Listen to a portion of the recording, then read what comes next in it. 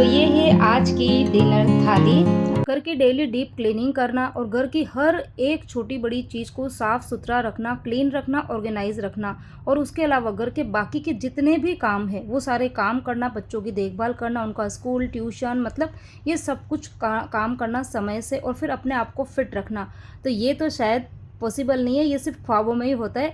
असल ज़िंदगी में ये सब कुछ चीज़ें पॉसिबल नहीं होती है। लेकिन आज के वीडियो में मैं आप लोगों के साथ में बताऊंगी कि कुछ तरीके यदि आप अपनाएंगे ना तो आप कुछ हद तक जो अभी मैंने स्टार्टिंग में लाइनें बताई है या बोली है आपको, कुछ हद तक आप उनको सही कर सकते हो। उसके लिए सबसे पहले आपको क्या करना है, इस वीडियो को पूरा देखना है। वीडियो पसंद आता है तो वीडियो को लाइक ज़रूर करना और एक छोटा सा कमेंट करके आप मुझे मोटिवेट भी कर सकते हो।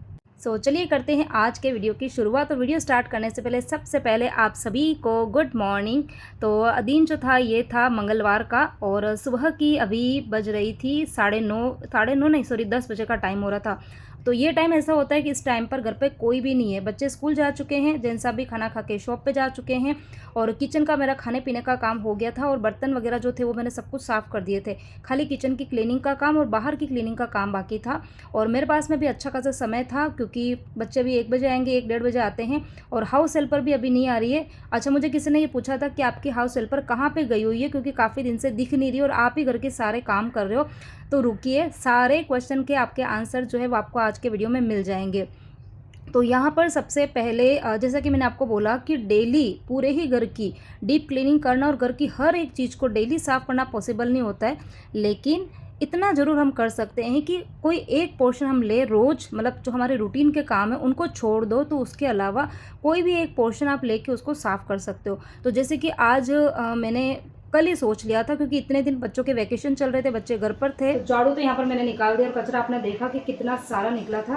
अब रोज़ रोज़ इतना भारी सोफ़ा जो है वो हटाना पॉसिबल नहीं होता है। तो अभी मैं पोछा जो लगा रही हूँ, ये वाला लिक्विड तो हमेशा डालती ही हूँ पोछे में। और आज जो सोफ़ा है ना उसके नीचे थोड़ा सा मैं डेटॉल डाल दूँगी।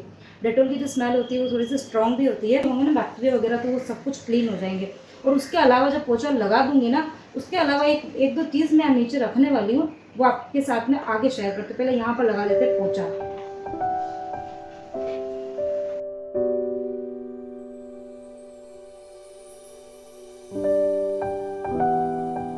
ये जो रहेगा डेटॉल ना, इससे अच्छी खुशबू बनी रहेगी और स्मेल नहीं आएगी और जो मच्छर वगैरह ना वो इतने ज़्यादा नहीं होंगे। तो यहाँ पर मैंने थोड़ा थोड़ा सा डाल दिया है दोनों और अब लगा देती हूँ एक बार पोछा। इतने दिन बच्चों के समर वेकेशन चल रहे थे और मेरी पूरी रूटीन बिगड़ी हुई थी। तो इन 1 महीने की जो छुट्टियां थी उसमें मैंने कुछ भी डीप क्लीनिंग का काम नहीं किया, खाली रूटीन के मेरे काम जो थे सिर्फ वो होते थे। लेकिन अब बच्चों के स्कूल स्टार्ट हो चुके हैं तो एक रूटीन मेरी बन गई है, क्योंकि सुबह जल्दी उठना हो जाता है। तो सबसे पहली चीज़ तो यही होती है कि यदि हम मॉर्निंग में थोड़ा जल्दी उठ जाते हैं तो फिर हमें अपने रूटीन के जो काम है उनके अलावा कुछ एक्स्ट्रा जो काम है उनके लिए टाइम मिल जाता है। तो यहाँ पर आज मुझे ये सोफ़ा जहाँ पर मैं रखती हूँ इस एरिया को पूरा ही साफ़ सुथरा करना था, क्योंकि हो क्या रहा था कि अभी बारिश और बारिश की वजह से। और अब यहाँ पर मैंने लिए ये नैफ्थलीन बॉल्स, जो कि हम अलमीरा में कपड़े वगैरह रखते हैं ना उनके साथ में रखते हैं। तो यहाँ पर मैंने ये 2 लिए, तो इनको मैं रख दूँगी ना कॉर्नर में। वो एक तो वो सामने वाला जो कोना है ना वहाँ पे रख दूँगी और एक वो वाला जो कोना है ना वो रख दूँगी, क्योंकि ये जो सामने वाला सोफ़ा है ना, ये वाला सोफ़ा जो है ना ये वहाँ पे फंसा हुआ रहता है, जिसको मैं हटा के झाड़ू नहीं निकाल पाती। बाकी ये वाला जो सोफ़ा है ना ये तो मैं फिर भी फ्रिक्वेंटली हटा के झाड़ू निकाल देती हूँ। तो सबसे ज़्यादा जो गंदा होता है ना वहीं पर होता है और मुझे लगता है कि मच्छर वगैरह जो होते हैं ना वहीं पर नीचे बैठ जाते हैं। तो ये नैफ्थलीन बॉल जो है ये रख देंगे तो इनकी जो स्मेल होती है वो बहुत मतलब स्ट्रॉन्ग भी होती है और मच्छरों को अच्छी नहीं लगती है। तो चलिए इसको एक बार रख देते हैं। बारिश के सीज़न के अंदर है ना मच्छर और मक्खियाँ ये बहुत आतंक फैलाती है। आप घर को कितना भी साफ़ सुथरा रखो ना, लेकिन ये तो होनी है। तो हो क्या रहा था, जब सोफ़े पे बैठते हैं ना तो जैसे ना पैर जब नीचे की तरफ लटकते हैं ना तो इतने जैसे ना मच्छर काट रहे थे, बार बार ऐसा लग रहा था जैसे ना मच्छर घर के अंदर ज़्यादा हो रहे हैं, जबकि दिखने में कहीं नहीं आते थे। होता क्या था, वो सोफ़े के नीचे कहीं ना कहीं जाके बैठ जाते थे। तो इसलिए फिर मैंने आज मतलब कल ही सोच लिया था कि आज के दिन मुझे इन सोफ़ों को पूरा हटा के साफ़ करना है। तो जो ये इधर वाला जो सोफ़ा है ना, मतलब जो सामने वाली साइड में जो लगा रहता है, ये सोफ़ा थोड़ा सा हटाना मुश्किल हो जाता है, क्योंकि ये फर्नीचर और दीवार के बीच में फंसा हुआ रहता है और सोफ़े जो है वो मेरे काफ़ी ज़्यादा भारी है, मतलब इनमें ना काफ़ी वजन है। तो इनको हटाने में जैसे पसीना आ जाता है। और आप बात नहीं मानेंगे, इन दोनों सोफ़ों को हटा के और मैंने जो आज डीप क्लीनिंग करी और साथ में आगे भी छोटे मोटे और काम किए, उसमें मुझे करीबन 1 घंटा लग गया था। मतलब आज मैंने अपने जो रूटीन के काम है ना उनके अलावा 1 घंटा और एक्स्ट्रा टाइम दिया और उससे फिर मेरा जो मैंने जो इतने दिन से मतलब दिमाग में तो होता है ना कि ये पार्ट जो है वो गंदा हो गया, घर का ये पोर्शन काफ़ी ज़्यादा गंदा हो रहा है, जैसे अभी किचन जो है वो मेरा काफ़ी गंदा हो रहा है, फ्रीज़ जो है वो भी काफ़ी ज़्यादा मेसी हो गया है। तो दिमाग में ये सब चीज़ें चल रही है, लेकिन दिमाग में चलाने से कुछ नहीं होता है, थोड़ा सा एफर्ट्स हमको डालना पड़ता है। तो इसीलिए फिर सुबह जल्दी उठ के मैंने जो दूसरे मेरे काम थे, जो मतलब जिनको टाइम से करना ज़रूरी होता है, तो जैसे खाने पीने का काम है, क्योंकि बच्चों को स्कूल भेजना ज़रूरी था, उनका टिफ़िन बन गया था, और उनका टिफ़िन बनाने के साथ में ही मैंने लंच की जो प्रिपरेशन थी ना वो उसी टाइम पे कर ली थी। और फिर उसके अलावा और भी छोटे मोटे, जैसे दोनों बच्चों के मतलब बच्चों का जो रूम है और मेरा जो बेडरूम है, उन दोनों की क्लीनिंग मैंने कर दी थी। कपड़े जो थे वो धुल गए थे, वो मैंने सुखा दिए थे। तो ये सारे काम करने के बाद में फिर लास्ट में मैंने ये क्लीनिंग का काम छेड़ा था। और फिर उसके बाद में मतलब पोछा वगैरह सब कुछ लगा दिया था। नेफ्थलीन बॉल्स मैंने यहाँ पर रख दी थी, और अब आप बात नहीं मानोगे, इतना सुकून लग रहा था, बहुत अच्छा लग रहा था। और फिर मैंने सोचा कि चलो इन सोफ़े कवर्स को भी आज चेंज कर देते हैं, क्योंकि पहले वाले मैंने मशीन में डाल दिए धोने के लिए। और अच्छा, आप लोग मुझे ये बताना, अगर मेरे वीडियोज़ आप काफ़ी टाइम से देख रहे हैं तो आप मुझे बताना कि इतने दिन जो सोफ़े की कवर इसके ऊपर लगे हुए थे वो ज़्यादा अच्छे थे, या फिर ये जो भी मैंने लगाए हैं ये वाले सोफ़े के कवर ज़्यादा अच्छे हैं। और यदि आप मुझे पूछेंगे तो मुझे पर्सनली ये वाले जो कलर है ना कवर्स है सोफ़े के, ये मुझे काफ़ी ज़्यादा पसंद आते हैं, क्योंकि एक तो ये लाइट कलर के हैं और मुझे लाइट कलर बहुत ज़्यादा पसंद आता है। और पता नहीं, जब मैं ये वाले सोफ़े के कवर लगाती हूँ ना तो ये वाला जो रूम है ना ये और भी ज़्यादा बड़ा लगता है। और मेरा जो बेडरूम है वो भी आपने देखा होगा कि वो पूरा ही बेडरूम लाइट है, लाइट कलर्स किए हुए, फर्नीचर का कलर भी लाइट है, और मैं बेडशीट है ना वो भी बिल्कुल लाइट कलर की बिछाती हूँ। तो मुझे मतलब घर के अंदर लाइट्स पसंद है, अंधेरा बिल्कुल मतलब पसंद नहीं आता है मुझे। घर के अंदर है ना रोशनी अगर होती है ना तो अच्छा लगता है, और इसीलिए मुझे ये लाइट कलर के सोफ़े कवर अच्छे लगते हैं। और उसके ऊपर जो मैंने ये कलरफुल कुशन्स कवर लगाए हैं, उससे तो सोफ़ों की मतलब एक चार चांद ही लग गए, मतलब बड़े अच्छे लगते हैं। और ये कवर के बारे में भी आपने पूछा है, तो ये वाले कवर जो है वो काफ़ी साल मतलब काफ़ी टाइम पुराने हैं, और ये मैंने अमेज़ोन से लिए थे। तो दिखने में बड़े अच्छे लगते हैं, लेकिन इनका फैब्रिक मुझे पसंद नहीं आया। इनके ऊपर है ना मतलब 1 या 2 वॉश के बाद में ही बबल्स निकल गए थे। तो चलिए, यहाँ पर सोफ़ों का काम हो गया था, और अब बारी आती है इस सेंटर टेबल को भी साफ़ करने की। तो जिस दिन मैं सोफ़े की और उसके आसपास के एरिया की डीप क्लीनिंग करती हूँ ना, तभी इस सेंटर टेबल जो है ना उसको भी डीप क्लीन करती हूँ। तो अब आप लोग सोच रहे होंगे इसको डीप क्लीन क्या करना पड़ता है। तो देखो, अभी मैंने आपको पास से बताया था कि इसके कॉर्नर्स में कितनी धूल मिट्टी जमी हुई थी, क्योंकि इसके ऊपर जो कांच रखा हुआ है ना, तो वैसे कांच पूरा फिक्स लगता है, ऐसा है कि फिक्स है, लेकिन इनके जो ये एजेस है ना वहाँ पे बिल्कुल जरा सी जगह, मतलब सिर्फ सुई अंदर घुसे ना उतनी ही जगह, लेकिन उतनी जगह में भी मिट्टी जो है ना वो घुस जाती है। और इस कांच को ना रोज़ उठाना मेरे लिए पॉसिबल नहीं होता है, क्योंकि ये टफन ग्लास है, और टफन ग्लास जो होते हैं वो काफ़ी ज़्यादा हेवी होते हैं। और पहले मेरे साथ में हो चुका है, इस सेंटर टेबल के पहले एक टेबल था जो कि मैं रेंटेड घर में रहती थी ना, वहाँ से ही हम लोग लेकर आए थे। तो वो मुझे बहुत अच्छा लगता था, छोटा था, हल्का था, लेकिन वो हुआ क्या, मेरी हाउस हेल्पर से वो टूट गया था, मतलब उसका जो कांच था ना वो फूट गया था। तो उसके बाद से फिर मुझे डर लगता है, तो इसका कांच हटाने के पहले मुझे सोचना पड़ता है। तो मैं रोज़ रोज़ नहीं कर पाती हूँ, लेकिन ये कि धूल मिट्टी नीचे जम जाती है ना, तो ऊपर से सफाई हो जाती है, लेकिन नीचे वाली जो गंदगी है ना वो साफ़ नहीं हो पाती है, तो उसकी वजह से बहुत गंदा दिखता है। तभी बस मैंने पूरा कांच हटाया। और गर्मियों में क्या होता है, जो धूल मिट्टी होती है ना वो सूखी होती है, तो एक हल्का सा ब्रश घुमाने से भी साफ़ हो जाती है। लेकिन अभी जैसे ना बारिश का मौसम है, तो उसकी वजह से मिट्टी जो थी ना, धूल मिट्टी, वो थोड़ी सी गीली गीली टाइप की मतलब चिपकी हुई थी। तो फिर मैंने सेफ्टी पिन की हेल्प से उसको खुरच के सारी मिट्टी जो थी वो अच्छे से निकाली। और उसके बाद में बस पूरा ही टेबल मैंने साफ़ किया है, मतलब ड्राई डस्टिंग हो चुकी है। और टेबल के ये जो रहते हैं ना कि पाए जो रहते हैं, मतलब तो यहाँ पर भी ना धूल मिट्टी बहुत जमी रहती है, तो उसको भी मैंने ब्रश से साफ़ किया, क्योंकि जब पोछा लगाने के बाद में जब टेबल को इधर उधर शिफ्ट करते हैं ना, तो वो मिट्टी के पूरे ही निशान जो है ना वो फ्लोर पे दिखने लग जाते हैं। तो जब मैंने मतलब ब्रश घुमाया, तो नीचे से जैसे ना बालों के गुच्छे हैं, मिट्टी है, और मिट्टी के भी गुच्छे बने हुए थे, तो वो सारे मैंने साफ़ किए। और उसके बाद में पूरी ड्राई डस्टिंग करने के बाद में फिर ये जो DIY क्लीनर है, इससे मैं एक बार का पूरा ही टेबल साफ़ कर दूंगी। अब DIY क्लीनर के अंदर मैंने क्या मिला रखा है, तो ये मुझे कमेंट आएगा ही आएगा, ये पक्का है। जब भी मैं क्लीनिंग का वीडियो डालती हूँ और ये DIY क्लीनर का नाम लेती हूँ, तो मुझे कमेंट आता ही है। तो चलिए फटाफट से बता देती हूँ इसमें है क्या। तो जो बॉटल है, इसमें 3/4 पानी लिया है, 1/4 विनेगर लिया है, थोड़ा सा डिश वॉश जेल, यानी कि जो आप बर्तन साफ़ करने के लिए जो लिक्विड का यूज़ करते हैं, जो भी लिक्विड आपके घर में है आप वो डाल सकते हो। और उसके बाद में मैंने इसके अंदर जो कपूर की 2-3 गोलियों को हाथ से अच्छे से मैश करके और वो मैंने डाल दी थी। और आज तो मैंने इसके अंदर थोड़ा सा डिटॉल भी ऐड किया है, क्योंकि डीप क्लीनिंग का काम चल रहा है और अभी बारिश है ना, तो बारिश के मौसम में वो ये कि मच्छर मक्खियाँ ज़्यादा होते हैं, तो कोशिश यही करनी है कि फ़िनाइल का, डेटॉल का, इन सब का आप यूज़ करो। और यदि आपके घर के अंदर छोटे बच्चे हैं तो फिर आपको एक्स्ट्रा ध्यान रखना पड़ेगा। तो यहाँ पर टेबल साफ़ करने के बाद में लास्ट में बारी आती है इस कांच को साफ़ करने की। तो ऊपर वाला कांच तो रोज़ साफ़ होता है, लेकिन जो वही है कि नीचे की तरफ जो पार्ट होता है ना, वहाँ पे गंदगी जमा थी। तो मतलब टाइम लगा था मुझे, 2-3 बार का मैंने इसको ना साफ़ किया, तब जाके ये अच्छे से साफ़ हुआ। तो चलिए, थोड़ी बहुत मेहनत तो लगी, लेकिन थोड़ी बहुत मेहनत से आज ये वाला काम जो था मेरा पूरा हो गया। तो अब आप समझ लो कि जैसे मैं अभी आपको वैकेशंस में कई बार मैंने बोला भी था ना कि घर की मुझे डीप क्लीनिंग करनी है, लेकिन बस समय थोड़ा सा मुझे मिलेगा तभी मैं कर पाऊँगी। तो बस ये शुरुआत हो चुकी है और अब मैं ना थोड़े थोड़े काम ही रोज़ छेड़ूँगी, क्योंकि सारा काम एक साथ में करना पॉसिबल नहीं हो पाता है, क्योंकि वही है कि दूसरे काम भी होते हैं और फिर मेरा यूट्यूब का काम भी है, तो उसके पीछे भी काफ़ी घंटों की मेहनत होती है। वीडियो तो बन जाते हैं, लेकिन वही है कि एडिटिंग में 2 से 3 घंटा जाता है, तो वो भी मुझे चाहिए होता है। फिर शाम के काम है, मतलब बहुत सारे काम होते हैं, तो इसीलिए थोड़ा थोड़ा सा काम जो है वो रोज़ छेड़ूँगी और आप लोगों के साथ में शेयर भी करती रहूँगी। और यदि आपको भी अपने घर की साफ़ सफाई करनी है तो आप मेरे साथ में कर सकते हैं। तो यहाँ पर बस वो वाला सोफ़े वाला पार्ट मैंने पूरा साफ़ किया। अब लास्ट में मुझे बस झाड़ू और पोछे का काम करना है। और चलिए अब बता देती हूँ कि जो मेरी हाउस हेल्पर है वो कहाँ गई हुई है। तो जो मेरी हाउस हेल्पर है वो गई है उसके गाँव, क्योंकि उसकी जो बड़ी वाली बेटी है ना, उसके करवानी थी डिलीवरी, मतलब जो सेकंड डिलीवरी है ना। हमारे यहाँ पे ऐसा होता है कि पहली जो डिलीवरी होती है वो मम्मी के यहाँ होती है, लेकिन दूसरी जो डिलीवरी होती है ना वो होती है ससुराल में।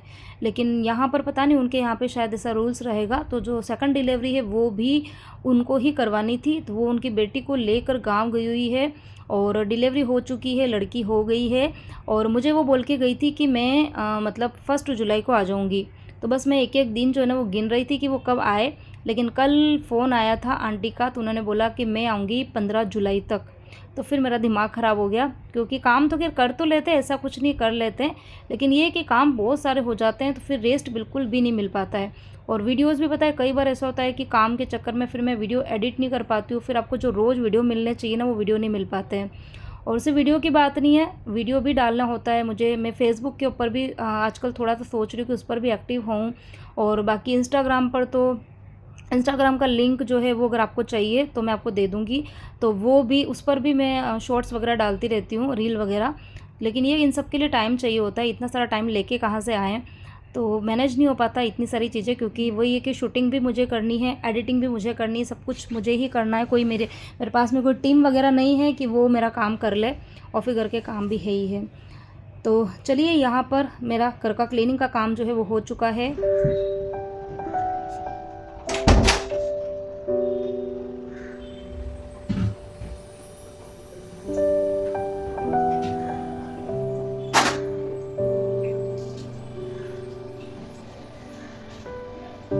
तो यहाँ पर अब आपसे सीधे मिल रही हूँ शाम को, और शाम के भी 6 बजे का टाइम हो रहा है। और आज थोड़ा सा लेट ही किचन में आई थी, क्योंकि शाम को आज किचन में ऐसा, मतलब डिनर में मुझे ऐसा कुछ ज़्यादा बनाना नहीं है, सिर्फ मटर का पुलाव ही बनाना है। तो जब चाय पीने आई थी उसी टाइम पर मैंने थोड़े से चावल जो थे वो भिगो के रख दिए थे। तो चावल को हो गया है करीबन आधा पौन घंटा हो चुका है। और बच्चे जो है वो स्कूल से आने के बाद में बस वही खाना वाना खाने के बाद थोड़ी देर उन्होंने होमवर्क किया, फिर सोने के लिए चले गए थे। सो के उठे, उसके बाद में उनका जो मतलब जो सेल्फ स्टडी का टाइम रहता है वो होता है, तो 1-1.5 घंटा उन्होंने पढ़ाई करी है। और अभी जुलाई में उनके एग्ज़ाम्स जो है वो आने वाले हैं, क्योंकि अभी जो स्कूल में पीटीएम थी तभी बोला था कि जुलाई के 2nd वीक से जो उनका फर्स्ट टेस्ट है वो स्टार्ट हो जाएंगे। तो डेट जो है वो भी आ चुकी है, कल ही आई थी, कल रात को ही डेट आई थी। तो 9 तारीख से उनके एग्ज़ाम स्टार्ट हो जाएंगे।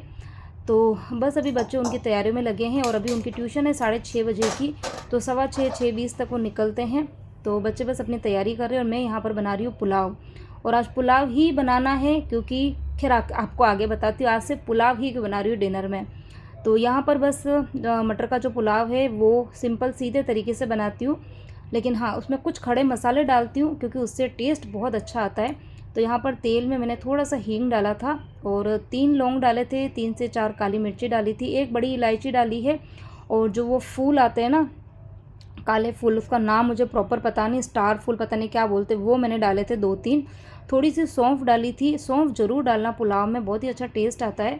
और फिर जीरा डाला था, और फिर यहाँ पे 3 से 4 हरी मिर्ची को मैंने लंबे लंबे से मतलब बीच में स्लिट लगा के और वो डाल दिए थे।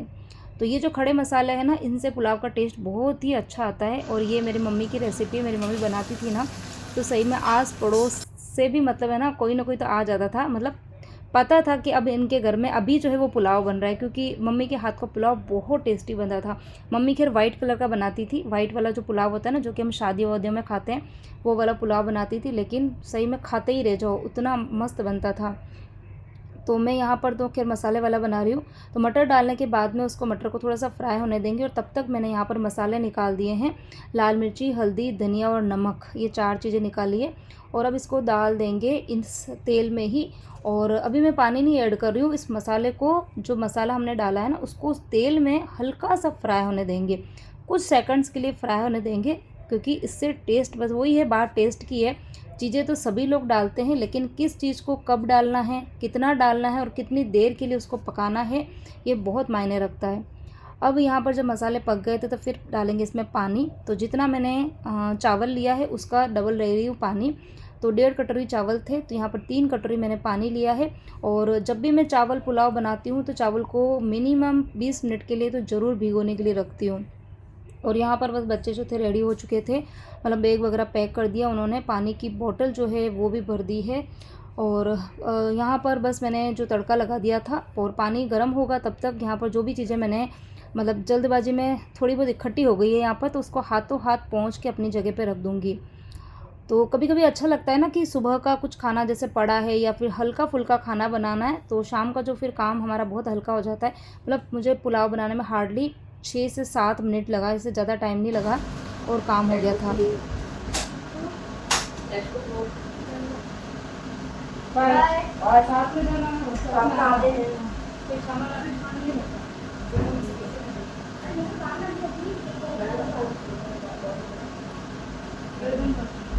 तो दोनों बच्चे ट्यूशन जा चुके हैं, और बस उनको एक चीज़ ज़रूर याद दिलानी पड़ती है कि छाता तुमने लिया कि नहीं लिया है, क्योंकि दोनों लेज़ी है, उनको अम्ब्रेला लेके जाने में ज़ोर आता है। लेकिन कई बार ऐसा होता है ना कि जाने के टाइम पे बारिश नहीं हो रही होती है, लेकिन ट्यूशन से आने के टाइम पे यदि बारिश हो रही होती है ना, तो फिर वो मतलब या तो ट्यूशन पर ही खड़े रहेंगे, नहीं तो कई बार ऐसा होता है ना कि ट्यूशन से तो निकल जाते हैं, फिर बाद में गीले होते होते आते हैं। तो उनको बस ये याद रख के मैंने उनको बोला है कि छाता लिया कि नहीं लिया, तो दोनों ने ले लिया था। और यहाँ पर बस मैंने चावल जो थे वो भी डाल दिए हैं। और पहले ये मन था कि मैं, एक्चुअली मुझे सुबह ही बनाना था ये मैंगो जूस, तो सुबह मुझे टाइम नहीं मिल पाया, तो मैंने सोचा कि चलो शाम को बनाऊंगी। तभी मुझे पहले मैंगो जूस बनाने का था, लेकिन फिर एकदम से याद आया कि भाई पुलाव बना रही, तो पुलाव के साथ में तो रायता अच्छा लगेगा, क्योंकि हम भले खाएं कि नहीं खाएं, लेकिन परी और विहान इन दोनों को तो रायता चाहिए ही चाहिए। मतलब जैसे ही उनको बोलूँगी ना कि ये बनाइए, खिचड़ी बनाइए, पुलाव बनाया, तो वो कहेंगे कि मम्मी रायता बनाया कि नहीं बनाया। तो यहाँ पर बस मैं उन दोनों के लिए बना रही हूँ रायता। और ये मैं बनाऊँगी बूंदी का, क्योंकि दोनों को बूंदी का ही रायता पसंद है। तो यहाँ पर दही के अंदर मैंने थोड़ा सा पानी डाला था, थोड़ा सा जो नॉर्मल नमक होता है वो काला नमक, और पानी पूरी का मसाला डाल दिया था। और बस इसको अच्छे से ब्लेंड करके और लास्ट में डाल देंगे बूंदी। तो बस आज का जो हमारा डिनर है वो है पुलाव। और खाली पुलाव नहीं है, साथ में और भी चीज़ें हैं, वो आपको अभी मैं आगे बता दूँगी। और ये देखो पुलाव बन चुका है, हल्का सा इसमें पानी बचा हुआ है, तो इस टाइम पर मैंने गैस बंद कर दिया है। और देखो यहाँ पर मसाले जितने भी थे ना, खड़े मसाले, मटर, सब ऊपर आ गए हैं। तो एक बार को इसको अच्छे से हिला देंगे ताकि सारी चीज़ें मिक्स हो जाए, और फिर इसको अच्छे से ढक देंगे। ढकने के बाद में 10 मिनट तक इसका ढक्कन निकालना नहीं है, हटाना नहीं है, मतलब क्योंकि 10 मिनट लगेगा उसको अच्छे से सेट होने में। और अभी हल्का सा गीला गीला भी दिख रहा है ना, तो ये सारा पानी एब्जॉर्ब कर लेंगे चावल। तो यहाँ पर पुलाव जो है वो भी बन चुका है। और सुबह की पड़ी हुई है, एक तो ये परवा तोरी की सब्ज़ी है, एकदम मस्त मसालेदार चटपटी सी, बहुत ज़्यादा टेस्टी बनी थी और अच्छी भी लगती है। और यहाँ पर आपको ना लग रहा होगा कि इतना सारा मसाला है, तो मसाला इसमें मैंने लाल मिर्ची में कम डालती हूँ, और जो धनिया होता है ना, हरा धनिया, सूखा वाला धनिया, उसकी क्वांटिटी थोड़ी सी ज़्यादा रखती हूँ। और बाकी जो इसमें आपको दिख रहा है लिक्विड, इतना तेल नहीं है इसके अंदर, क्योंकि तोरी जो है वो भी अपना पानी रिलीज़ करती है, तो थोड़ा वो भी है। तो ऐसा नहीं है, क्योंकि आप लोग कमेंट करते हो कि श्रद्धा बहुत सारी मिर्ची डालते हो, तो ऐसा नहीं है, इसके अंदर सिर्फ मिर्ची नहीं है, धनिया मैंने थोड़ा सा ज़्यादा डाला है। यहाँ पर ये मैंने बनाई थी मूँग की दाल। तो सही कहूँ तो दोनों चीज़ें मैंने थोड़ी सी जानबूझ के ज़्यादा ही बनाई थी, क्योंकि तोरी की सब्ज़ी तो वैसे भी सबकी फेवरेट है, तो ये भरवा है तो थोड़ी सी वैसे ज़्यादा बन ही जाती है। और दाल फिर मैंने थोड़ी सी ज़्यादा बना दी थी, ताकि शाम को सिर्फ पुलाव से काम चल जाए। सो ये है आज की डिनर थाली, बड़ी रंग बिरंगी सी लग रही है। तो रोटी है, रायता है, साथ में है दाल, और ये यम्मी सा मटर का पुलाव, बड़ा टेस्टी, और जो मसाले मैंने डाले थे ना, खड़े मसाले, इतनी अच्छी उसकी खुशबू आ रही ना पूरे किचन में। और ये है हमारी एकदम मसालेदार चटकदार तोरी की सब्ज़ी। तो ये है आज की हमारी डिनर की थाली, और ये थाली मैंने लगाई है जैन साहब के लिए। तो मैंने सोचा, खैर उनको लेट हो रहा था, बट मैंने सोचा चलो थाली सजाई है तो आप लोगों के साथ में शेयर कर देती हूँ।